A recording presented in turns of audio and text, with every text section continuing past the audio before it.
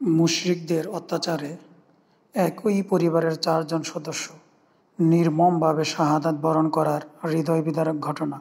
আম্মার ইবনে ইয়াসির রাদিয়াল্লাহু আনহু এর পরিবারের সদস্যদের উপর ইসলাম গ্রহণের কারণে যে অবর্ণনীয় নির্যাতন চালানো হয়েছিল, চলুন আজকে সেই গল্পটি শোনা যাক।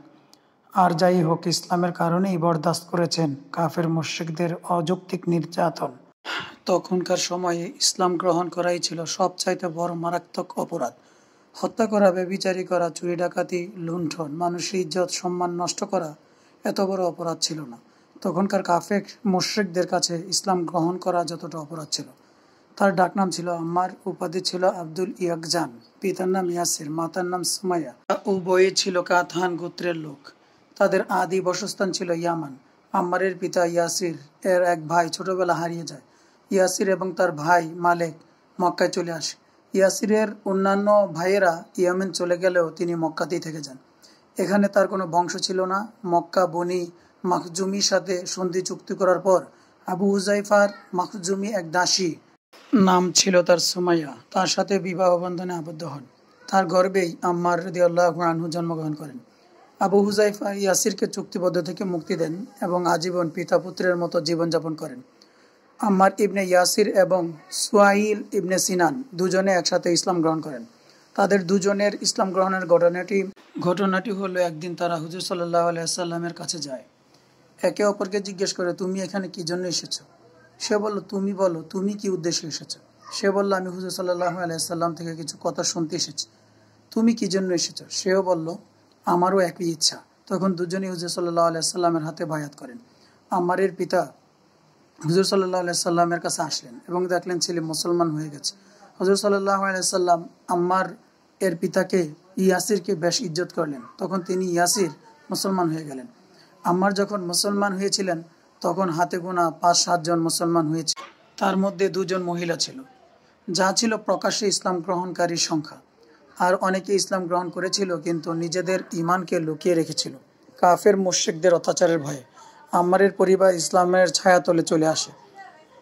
আম্মারের কোনো বংশধর মক্কাতে ছিল না, আর না ছিল তাদের কোনো আভিজাত্য, কেননা তার মা সুমাইয়া তখনও পর্যন্ত বনু মাখজুমের দাসত্ব থেকে মুক্তি হতে পারেননি। সুমাইয়া ইসলাম গ্রহণ করার পর নিজের ঈমানকে লুকিয়ে রাখতে পারলেন না, মানুষের মধ্যে প্রকাশ করে দিলেন। এমনিতেই ছিল দাসী, গরিব মানুষ, কোনো গোত্র বা আত্মীয় স্বজন ছিল না, না ছিল আশ্রয়। দুর্বল পেয়ে গেল আম্মার ইবনে ইয়াসিরের মা সুমাইয়াকে। তখনকার সময় আভিজাত্য বংশের লোকও যদি ইসলাম গ্রহণ করত, তার পরিবার এবং আত্মীয় স্বজন তাকে নির্যাতন করত, বাড়িঘর থেকে এক কাপড়ে বের করে দিতেন। আর এদিকে আম্মার ইবনে ইয়াসির এর পরিবার ছিল মক্কাতে গোত্রহীন, আত্মীয় স্বজনহীন। তাদের উপর কী পরিমাণের অত্যাচার হতে পারে কল্পনা করা যায়? চলুন আজকে এই দৃশ্যগুলো বর্ণনা করা যাক। শুরু হয়ে গেল অবর্ণনীয় নির্যাতন। পুরো পরিবার মুসলমান হয়েছে, যার কারণে আম্মার ইবনে ইয়াসির, তার পিতা ইয়াসির এবং মাতা সুমাইয়া এবং আরেক ভাই আবদুল্লাহ শিকার হতে লাগলেন কাফের ও মুশরিকদের অমানবিক পৈশাচিক আচরণের। দুপুরের উত্তপ্ত পাথরের উপর আম্মার ইবনে ইয়াসির রাদিয়াল্লাহু আনহুকে চিৎ করে ফেলে রাখা হতো। জ্বলন্ত আগুনের লোহা দিয়ে ঝলসে দেওয়া হতো দেহকে। আম্মারের ইমানি শক্তি এতটুকু কমল না, তার অন্তর ইমানের নূরে ভরে যেতে লাগলো। কাফের মুশরিকরা তার ইমানি শক্তির কাছে হার মানতে বাধ্য হলো।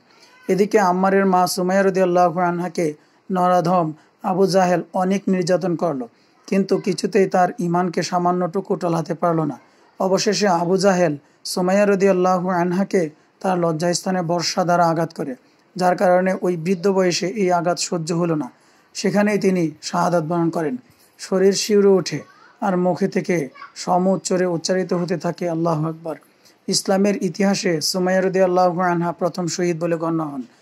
ইয়াসির ছিলেন বৃদ্ধ, তার সত্ত্বেও মুশরিকরা এই বৃদ্ধ অবস্থায় ইয়াসিরের রাদিয়াল্লাহু আনহুর সাথে অমানবিক অবর্ণনীয় অত্যাচার করতে লাগলো। বৃদ্ধ বয়সে কতটুকুই বা সহ্য করা যায়। অবশেষে তিনিও কাফেরের হাতে অত্যাচার সহ্য করতে না পেরে পরলোক গমন করেন এবং শাহাদাতের পেয়ালা পান করেন। আম্মার ইবনে ইয়াসিরের ভাই আবদুল্লাহ, তারও একই অবস্থা। কাফের মুশরিকদের অত্যাচারে শেষ পর্যন্ত তিনিও শাহাদাত বরণ করেন। আম্মার ইবনে ইয়াসির এর পরিবার একে একে 3 জন শাহাদাত বরণ করেন। আল্লাহ তাদের পরিবারের উপর রহম করুন, কেননা হুজুর সাল্লাল্লাহু আলাইহি সাল্লাম নিজেই আম্মার ইবনে ইয়াসিরের ঘরওয়ালাদের জন্য দোয়া করেছিলেন।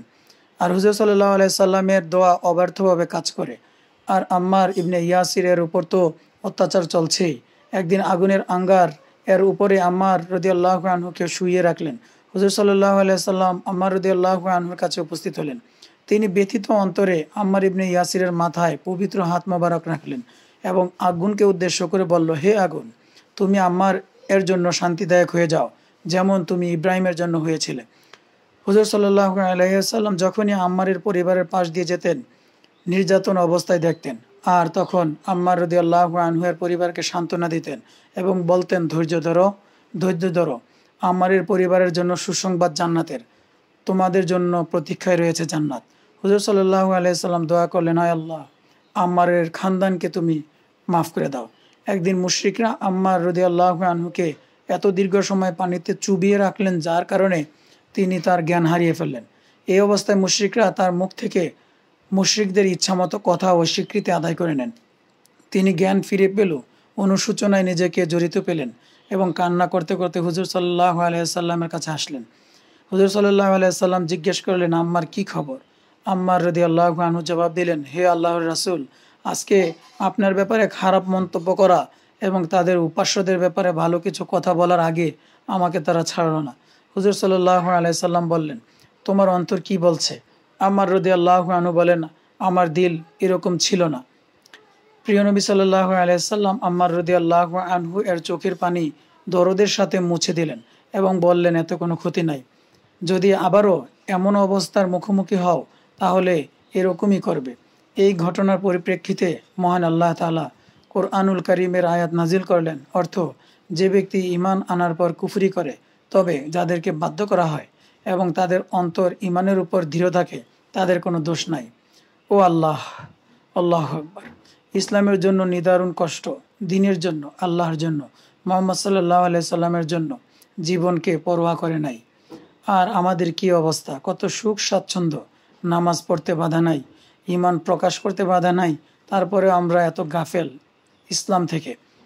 এত সহজে আসে না ইসলাম, অনেক কষ্টের উপর দিয়ে এসেছে, অনেক চোখের পানি, অনেক রক্ত, অনেক নির্যাতন, অনেক ক্ষুধা, অনেক চোখের ঘুম বিসর্জন দিয়ে, শান্তি পায়ে ঠেলে, অনেক বাধা বিপত্তির মধ্যে দিয়ে ইসলাম প্রবেশ করেছে দুনিয়াতে। সুখ স্বাচ্ছন্দ্যের মধ্যে ইসলাম মানা আল্লাহ তাআলার অনেক বড় নিয়ামত, যা আল্লাহ আমাদেরকে দিয়ে রেখেছেন। একটু ভাবি তাদের কি অবস্থা ছিল আর আমাদের আজকে কি অবস্থা। আল্লাহ তাআলার সামনে আমাদের অবস্থা এবং তাহাদের অবস্থা মিলিয়ে দেখি কি হবে আমাদের সেই দিন, যেদিন অনেক চক্ষু উল্টে যাবে, অনেক মুখ মলিন হবে, অনেক হাত পিছন দিক থেকে তার আমলনামা পাবে। আল্লাহ আমাদেরকে হেফাজত করেন, এই ঘটনা থেকে শিক্ষা গ্রহণ করার তৌফিক নসিব করেন। ওয়া মা তাওফিক ইল্লা বিল্লাহিল আলিয়ুল আযীম।